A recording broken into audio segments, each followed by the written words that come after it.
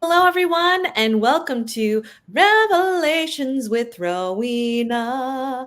I feel like, yeah, Lisa's vibing. I feel like perhaps I can have some background vocals or make some harmonies or something. That's in the future plans. We were just talking about before we go live about how, we do the things we can and we'll make space for things. And if we can't get to it, it's all good. So, hi everyone. I am so excited for folks that saw my IG post about it to chat with Lisa Chin. I'll just say that our initial conversation just blew my mind. So, I'm really pumped to get into this experience that she had. I'm sure you all are so intrigued by from womb to woman and what could that even mean? Well, you're about to find out. So, welcome, Lisa. Thank you so much for being here. And yeah, feel free to just share your journey, what brings you here. Feel free to get into that experience, or we'll just have a chit chat convo here and see where things take us. Great.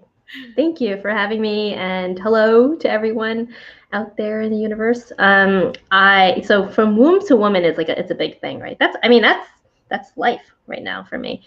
Um, and I think that I've always had this fascination with babies. And I would, when I was little, I would always see babies at the grocery store, and I would connect with them and smile, and but never had changed a diaper or anything like that. Never babysat, but I've always had this weird connection with pregnancy and motherhood. And the story that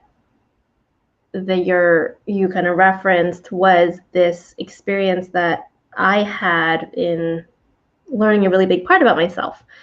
I think that our time, who we are, is made up of so many different things. Yeah. It's something that we don't consider is the time that we're actually in the womb, and that time actually shapes us. And I was in my health coaching certification program, and I was working with a partner, and we were talking about our the time we were in the womb. It was kind of one of those. It wasn't just the regular health coaching program; it was a little outside the box. And All about yeah, right. And it was really interesting when I told my partner. I don't remember who they were or anything like that, but when I was talking to them, I said, "Oh, this is all I know. I know that my mom was working at this job in a flag factory, and my brother was, when she was pregnant with my brother, she was in China, and kind of the personality between my brother and I, it's very much, he was born in the farmlands, and I was born in a factory, basically. Yeah, it's a little different. A little different, and that is, who knows, but that's kind of how I see the difference between his and my personality. And I wanted you to share a trigger warning that I do talk about abortion in this story. Then as I was talking to my partner, I remembered this story that my mom told me about when she was pregnant with me, and she actually hid her pregnancy with me for 6 months. And she said that when she, her mother-in-law, my grandmother, found out that she was pregnant with me, and she wanted my mom to abort me, and then she was like, I obviously she didn't abort, but she said, I was cleaning the kitchen floor on my hands and knees, and I was crying, and I can kind of envision her crying onto the floor as she's wiping her tears away. And when I said that to my partner, I had this profound revelation, where I realized that I've always had this instinctual desire, this really need to do something with my life. I felt like I had to be more, and I had to kind of prove myself, and to say that this is what I'm going to do. I'm going to do something important. I'm going to make something of myself. And I realized it was imprinted from that very moment. That she was, because whether or not she actually can recall saying it, I just envision my mom thinking, this baby's going to prove you wrong. She's going to do something. And that empowers me. That makes me understand where it comes from. This is not just a fun little thing I'm doing. I was imprinted with this from a very young, not even an age, very young existence. Mhm. Um, and to know that about myself is really powerful. And I think that knowing our time in the womb is a really, and this is not the work that I specifically do, but I do touch on it because I do think that if you know, this can inform you a bit about yourself, and it's just one of the many layers of who we are. That is so fascinating because it it is a demonstration or a reflection or an indicator, right? That what our legacy is or who we're meant to be doesn't necessarily start as soon as we're in this world or on this plane. That through that beautiful example and story of your mom and what she went through, yeah, it's it's generational. It happens even while you're swimming around or whatever, floating around. And it makes you wonder. I mean, I know for me, I feel like I now need to have a conversation about what my mom may have been going through or what her experiences were. And it makes me think of another friend who similarly had very different experiences when her mother was pregnant with her versus when she was pregnant with her brother, right? And how that has manifested into personalities or how, relationships are between the mom and the kids. So it's a fascinating concept that I'm so happy that you're sharing this, because until you tap into that or unpack that, I don't think a lot of people think about that. You know what I mean? Like it's really cool and profound. Yeah, I mean, birth itself is so brushed under the rug. No one really wants to talk about it. And honestly, once you're past that finish line, right, people kind of just move on to everything else. Um, what's really interesting is I ran a summit about 5 years ago on the fourth trimester, and I interviewed this psychologist out in California. His name is Dr. Tony Madrid. He's done a ton of different like podcast interviews. So I would encourage anyone who's interested in this kind of topic to look at him. But he was doing research on the maternal infant bond, and not research, but he was learning about it when he was kind of starting his practice back in, I think, in the 80s. And he was working with different people, and I'm going to mix up these stories because I read his book, which has a lot of different examples, but the gist of kind of a typical story in the book is that he was working with a child. Mm-hmm. Let's just say they were 8, and then afterwards he was debriefing with the mom afterwards, and he was talking to the mom and saying, oh, like, how are things with so and so, and the mom would say, oh, they're really difficult. And then one time she would say, she said, oh, I don't even feel like I love her. Love her as in my daughter. Which is, I mean, I think that if someone feels that way, it's valid completely, because that's not something you can control. Mm-hmm. But it's something worth examining. But so this mother said that, and then he's like, well, that's really interesting. And as he's learning about this like maternal infant bond, he said, well, how was your birth with her? And how was your pregnancy with her?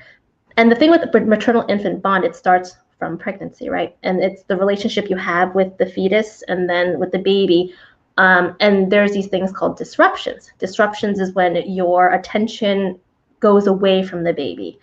And that could be because of losing your job, or because of a death in the family, or because you had to move cross country, or anything else that kind of shifted your attention. Right. It's kind of like a traumatizing experience, and it could be little trauma or big trauma. Mm-hmm. And so he was talking to this woman, and she was like, oh, like, I had this awful delivery. My husband got called out on a call or whatever, and then I had to have an emergency C-section, and then they took the baby and they had to bring her to the NICU. And when they brought her back, I just looked at the baby and was like, is she mine? Again, I'm probably mushing a bunch of stories together, but that's kind of the gist of it, right? And then, of course, she takes this baby home and raises her for 8 years and feels the way she feels in a very valid way. And he's like, okay, so obviously there was a lot of trauma that happened.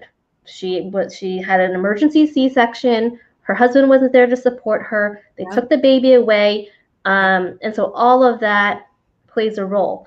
And then he was like, oh well, can I kind of do like some? Can I help you through that experience? And so Mhm. what he does is he kind of walks her through what she would have liked the experience to be like. Uh, Imagine, like that your ideal kind of birth, and just like walk through like, okay, so they can like kind of feel those feelings. And I think in this particular instance I'm thinking of, it was hypnotherapy was a technique mhm. that he used, but you can use a number of different techniques. Mhm. And then they finish a session, the mom and the daughter go on their way, and then they come back for the next session or two. And then he's debriefing again. And he's like, oh, how's it going? She's just like, oh, it's amazing. Like, she said, I love you for the first time. I feel this immense, like, connection with the baby, with the child, not the baby, which is amazing, right? And Yeah. then he's like, and then she like, says, oh, yeah, and like, just kind of weirdly enough, too, my daughter's asthma disappeared. And so he's like, oh, that's interesting. And then he kind of goes through more instances of healing like this, working with the mom, and then the child's asthma disappearing. And he kind of starts seeing a connection. Mhm. And essentially, what he's found is that, and he kind of like solidified it through a study at NYU, Mhm. that he could resolve 80% of pediatric asthma cases by working on the mom around a disruption around pregnancy and birth. 80%. 80% of pediatric asthma cases. And this is not on the news. This should be on the front of the New York Times every single week. I mean, like, it's Oh, profound. yes. So why do you think asthma? That was my first Yeah. thought. What are your thoughts? I mean, obviously, Oh, conjecture, yeah. we're not medical Right, professionals. right. I I there's, don't know. I think there's a lot of different ones. One is that my understanding is that lungs are this last, and I actually asked him this, and he didn't. I don't think he had like a real like solidified Mhm. hypothesis. Sure. But lungs are the last organ to really develop Mm, as you're being born. But then also, I've thought about it recently. Lungs are grief related too. So like that grief of not having that connection with your parent, and and I think that those to me are kind of like the two biggest things that may have it. And honestly, I do believe, and again, not a medical professional, but I do believe that there are other manifestations of it. Like asthma is not the chosen outcome sure. of a disruption, right? There's a ton. I mean, I'm sure there's a ton of other ways. It's just that they haven't been studied and Right. kind of proven. No, yes, that lung channel that makes sense. That I don't know, that makes sense to me, right? So our disclaimer is we're not medical professionals, nor are we scientists in this realm. But I just found that I love that you asked that question as well, because that was the first thing I thought of, like, oh, that's interesting. Why lungs? Because it ties back to your personal story, right, Lisa? That this drive, this motivation to I need to prove myself, I need to show that I can do these things, and that drive relates to Mm-hmm. that experience. So, gosh, can we get some funding? Because I'd love fun. But NIH, whoever, just I'd be so interested to see other conditions outside Mm-hmm. of asthma and how this manifests. But you know, I I would say I believe that not everyone is aware or no or willing to do that work, right? Like you Mm-hmm. really have to think back to the pregnancy, to the labor and delivery, and maybe even further, right? Further from that in the case of your mother and what she had to deal with as well. So it I think there has to be some work that needs to be done there, but not sure if all mothers are here to do it. Well, it's tough because the way that birth is in the United States, right? There's so much disempowerment involved Yeah, that's with true. the mother and with the birthing person, and even the family, right, with the partner and everything. There's so much disempowerment that who's to say at this point, like, what is traumatizing and what isn't traumatizing? It's pretty much trauma across the board, if you ask me. Like, unless you've had like the picture perfect, but even then, that can be traumatizing. Like, even having the picture perfect birth can be traumatizing. Even having the best C-section can be traumatizing. So it's really hard to say, and it is really messy. Like, you can't. That's why. Yeah. I'm sure Dr. Madrid has his own thoughts on it, but he didn't really share them with me. Like, he can't say that there's all these other linkages, but at the end of the day, like, there there has to be a domino effect of what's happening Yeah. around specifically around birth in this country. No, that's a very good point, Lisa. And to frame it within the fact that, at least here in the United States, the pregnancy and birthing process is just not good. Mm-hmm. In regards to the conversations, I I have several friends who have been pregnant during COVID, right? We're recording this during COVID-19 times, and pregnancy is tough enough, let alone during a pandemic when you don't have the support in the village that you'd like, because it's difficult to, especially when you're carrying a little one. And yeah, and how we don't have these conversations. And although, each woman can be different in their experience, we're not talking openly about what those experiences are, the discomfort tied to it, the shame that could be involved with it, the conversations that folks may be having that may be inappropriate or uncomfortable. So I I applaud you for bringing that up, because that's something we need to talk more openly about as a country here. Yeah. I think that we don't know what we don't know. So Mm. if things have always been a certain way, we don't know. However, I come from a culture where after birth, we don't do anything. The mom doesn't do anything. There's a period called confinement where you rest for 40 days or Wow. 30 days. And in every traditional culture around the world, there is such a thing. It's not always called confinement, but it's a period of rest for the mom. They don't do anything. They sit around, feed the baby, sleep, stay warm. That's kind of it.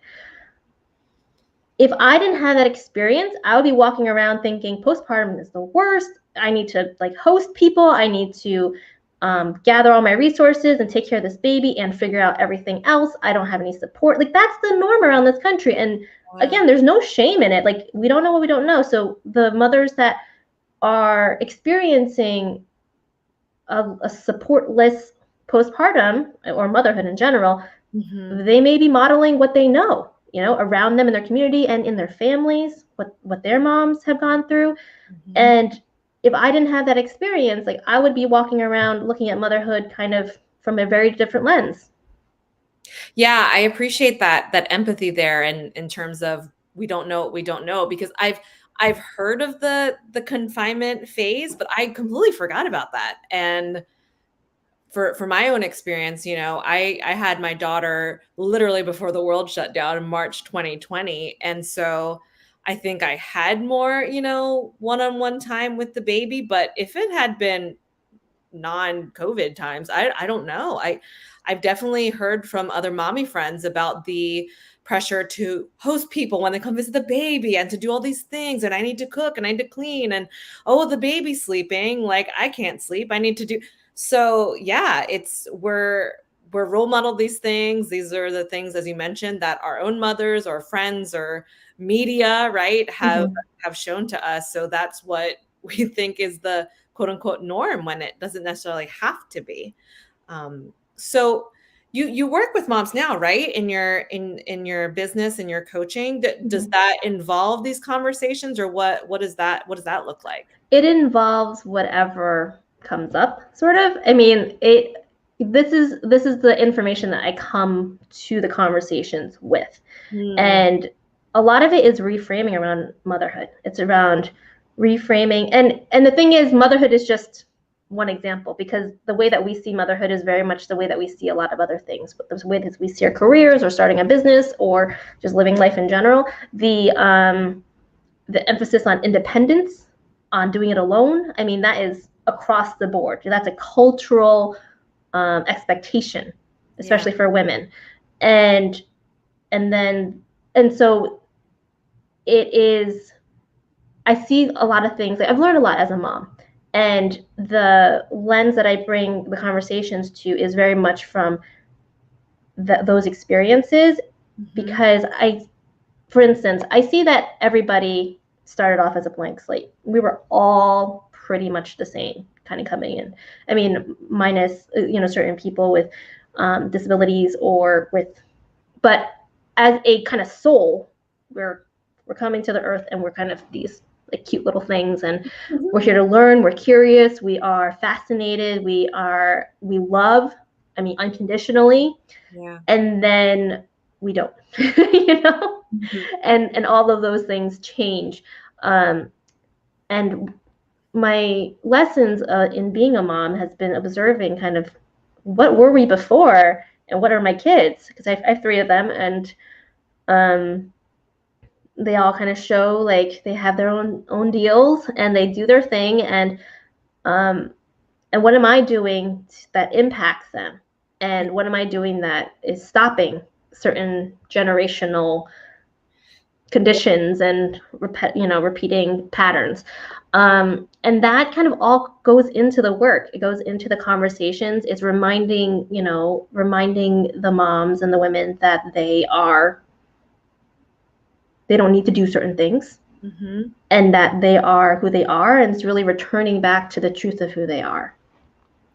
So do you have any examples of, I don't know, exercises, activities, practices for women, moms, entrepreneurs who are like, I don't even know, like, where do I even begin with this to reframe or to rewire our brains on how to look at things in this different way? Mm.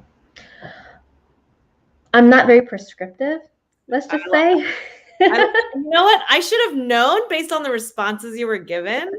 Yeah, for sure. I'm not prescriptive. I really do believe that there are some foundational things. Mhm. And when I speak to clients, it's more, what do you need at this moment? Because Yeah, it can change. Even if you told me 5 weeks ago when we started that you wanted to work on X, and right now we're talking about Y, that's okay because it's all connected at the end of the day. right. So, one thing to get started is just to be curious. Tap into that. Mm, See like what's really pulling at your attention right now. It mm, might be that, oh, there's a book that's been sitting on my desk and I really want to dig into it, but I've been kind of resisting it. I don't know why. Be curious about that. Don't even open the book yet. Just be curious about why you're I love that. resisting the book. I love that. I love that intentionality and mindfulness piece of, what am I feeling into right now? What am I feeling into today? When you mentioned your three children, I was curious as to whether or not you explored or observed, your own birthing process with the three children and whether or not that those contexts or situations have impacted them as they grow up. Oh, absolutely. I Yeah. mean, the challenge of being a mother, at least for me, from my experience in being a mother, is that I don't want to break my children. At the Mm, same time, I have to accept that they're on their own journey. So mm, I can do the best I can, but I cannot help them avoid what they're meant to experience.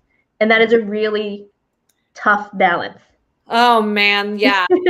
My little one is turning 2 in a week and a half, and that is so true.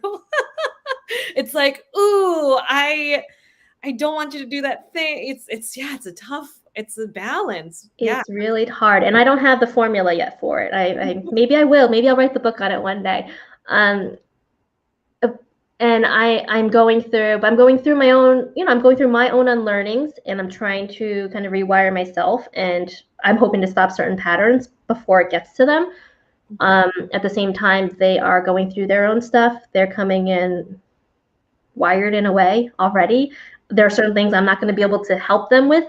I'm learning about a lot of different things. I think the whole birthing, pregnancy thing, that's definitely, I can see that. Um, and so I'll give you an example with the three. So my oldest one, I was working this job where it was just really busy and there was just a lot going on, and I can see her just like, and I was also just very like focused. And I can see she's just, and she's also the oldest, so birth order plays a role in it, but she was just, she's very methodical. She does her thing and all of that. She also has other qualities too, that I don't want to discount.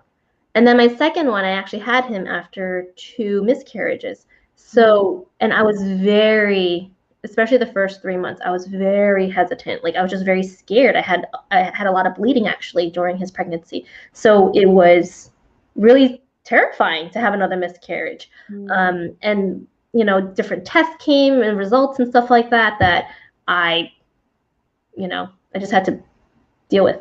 But he's very tentative. He's like very hesitant. He's also just like this sweet soul. I called him like my Buddha baby when he came out. And you can kind of see that though. He's like more hesitant. And then my last one was a surprise. But less planned. Let's just say not unplanned, but less planned. He's here on a mission. He's doing his own thing. He's he came in like just I'm gonna do it. And then I'm also learning about human design and human design. I have 3 manifestors. Oh. Yeah. Well, okay. And what are you? I'm a generator, and my husband's a manifesting generator. Oh my gosh, that's so funny. Yeah, I'm a generator as well, and my husband is a Mani-Gen. So my daughter's a generator as well. So we're a little same 3 manifestors. Yeah, there was this like human design like coach, or she was leading like a parenting class, and I told her I had 3 manifestors. She's like, I almost fell off my chair because they are a lot. Yeah, I mean, they just do what they want. Okay, so example, I'm in my bedroom right now, not the bathroom, even though there's a bathtub, but I'm in my bedroom. My youngest is 2, and he, they keep on coming in and interrupting calls or whatever it is, so I locked the door. I had a lock on the door. After like a week or so, my oldest like opens the door, no problem. And then I'm like, don't tell the others. Like she was just, I think, just pushing really hard. I was like, don't tell the others.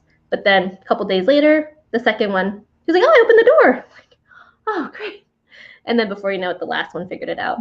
And then I got door stops to try to like jam it in the door. No, not stopping them. Nope. Yeah. Wow. Talk about kind of rolling with the punches, right? I feel like as a mom of 3 manifestors, well, that's amazing. Yeah, I love integrating the human design piece of it too, because having that blueprint and then the 3 examples are just that was really cool. That was very enlightening especially after your story, how that for you, how that has shown up in the next generation in your birth stories with your children. So thank you for sharing that. That's of course. Cool. Well, I'm trying to think, is there anything else tied to the work that you do, anything as we're wrapping things up that you would like to share with folks in regards to, how they can work with you, or any fun things that folks can look forward to when they find you? Oh, well, I have a podcast. This season is specifically around unlearning, although I think all of it's unlearning, but we're talking, what's really cool is that the guests are sharing their kind of versions of it, and we're speaking kind of through life experience, through community, and through social systemic as well. And because I think that they all play a role in who we are and what we have instilled in us that no longer serve us, or maybe that never did serve us. So that's fun. I think it's called All the Things. If you go to lisaforreal.com/listen, you'll be able to listen to the podcast. And then if you're interested in working together, just email me or find me on Instagram. I'm at Reclaiming Motherhood.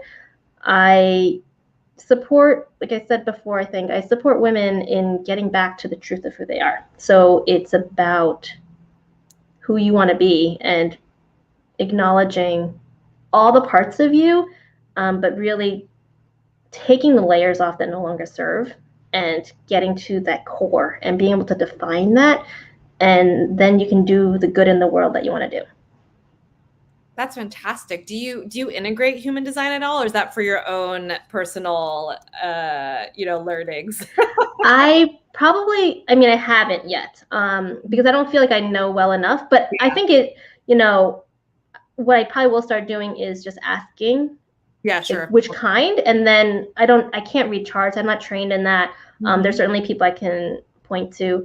There's so many ways of approaching this work, right? Like Right. So many ways. so many ways.